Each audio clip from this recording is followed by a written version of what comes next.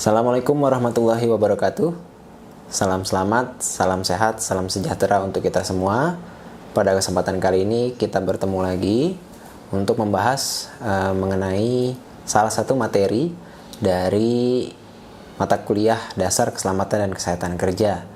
Pada kesempatan kali ini atau pada sesi kali ini kita akan membahas mengenai definisi dan ruang lingkup dari human factors and human behavior in occupational health and safety atau faktor manusia dan perilaku dalam K3. Baiklah, tanpa panjang lebar kita akan lanjut ke materinya. Jadi sebagaimana kita tahu bahwa manusia itu memiliki peranan yang penting di dalam K3. Manusia itu bisa menjadi dua hal. Yang pertama, bisa menjadi konsekuensi dari sistem K3 yang kurang kuat ya, sehingga kemudian manusia bisa menjadi korban.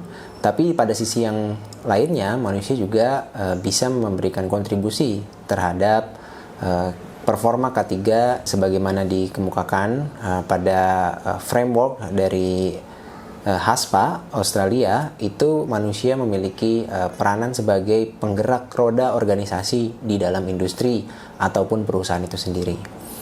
Nah, bagaimana kemudian ruang lingkup yang dipelajari mengenai manusia di dalam K3? Sebelum sampai ke sana, kita coba melihat dulu definisi yang dikemukakan oleh para ahli.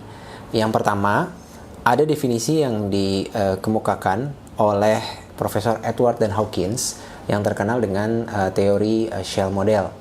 Di sini disebutkan oleh Profesor Edward dan Hawkins bahwa human factors atau faktor manusia itu memiliki konsentrasi untuk mengoptimalkan hubungan antara manusianya, people, kemudian aktivitasnya, and their activities, melalui penerapan yang sistematis dari human science atau ilmu terkait dengan manusia, dan terintegrasi ke dalam framework atau kerangka berpikir dari sistem engineering atau rekayasa sistem.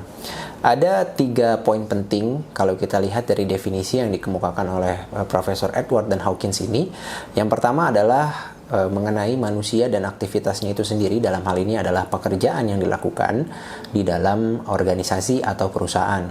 Kemudian yang kedua adalah penerapannya yang secara sistematis itu berdasarkan kepada human science atau ilmu dari manusia itu sendiri.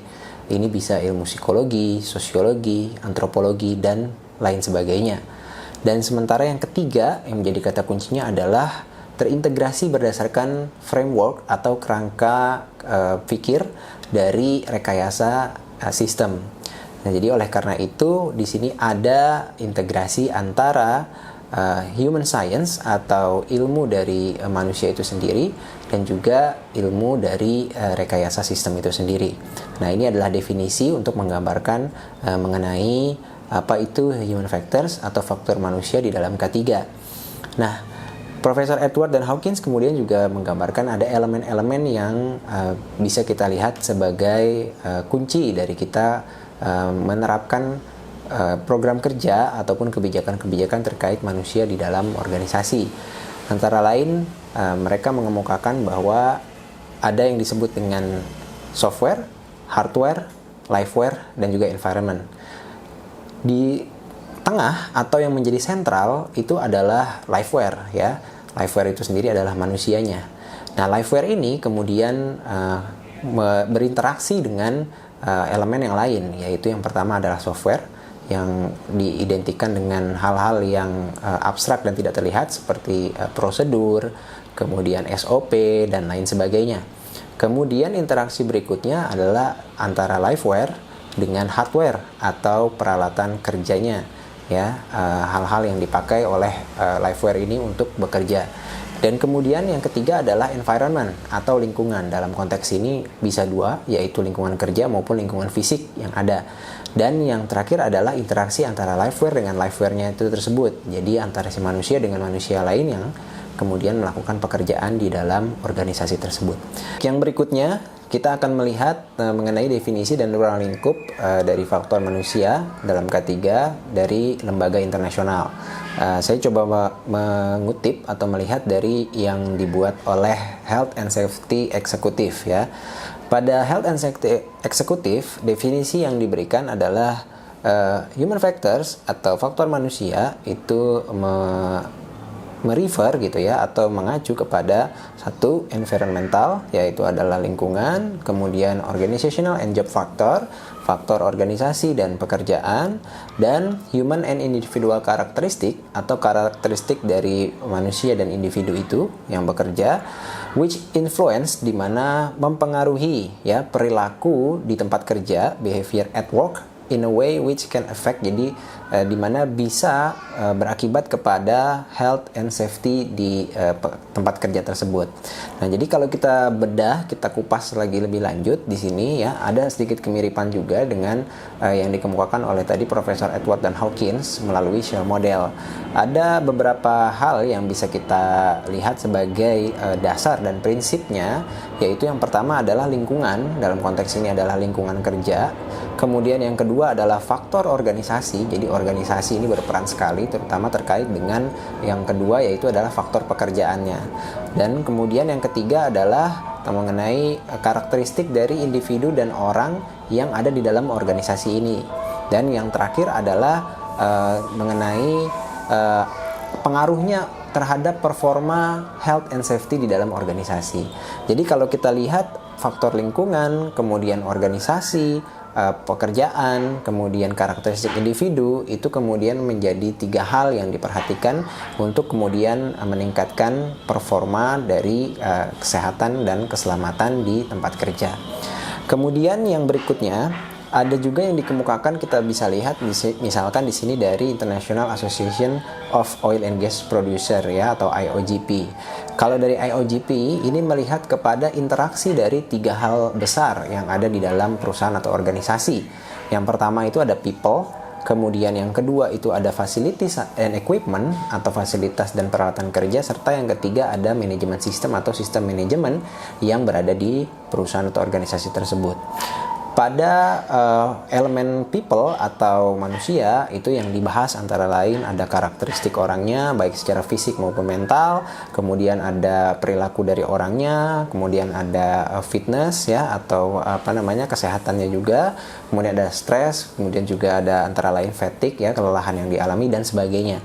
Sementara pada facilities dan equipment atau fasilitas dan peralatan kerjanya yang dibahas antara lain misalkan adalah ergonomiknya pada saat bekerja, kemudian workspace atau ruang kerjanya, kemudian ada desain kerjanya, kemudian maintenance, bagaimana kemudian melakukan perawatan terhadap peralatan kerja tersebut, reliabilitas dari fasilitas dan juga peralatan kerja, serta karakteristik fisik ya, seperti misalkan pencahayaan, terus kemudian kualitas udara dan lain sebagainya. Dan kemudian yang ketiga dari sistem manajemen itu yang dibahas antara lain misalkan leadership atau kepemimpinan di dalam organisasi tersebut, kemudian komitmen manajemen, kemudian change management atau perubahan manajerial gitu ya, serta juga perubahan kebijakan-kebijakan, kemudian ada incident investigation atau investigasi kecelakaan dan insiden, kemudian ada identifikasi hazard ya dan juga resiko, serta ada risk assessment, prosedur dan juga SOP dari perusahaan itu sendiri terkait dengan safety dan health, serta training dan development dari organisasi itu terkait dengan safety dan health.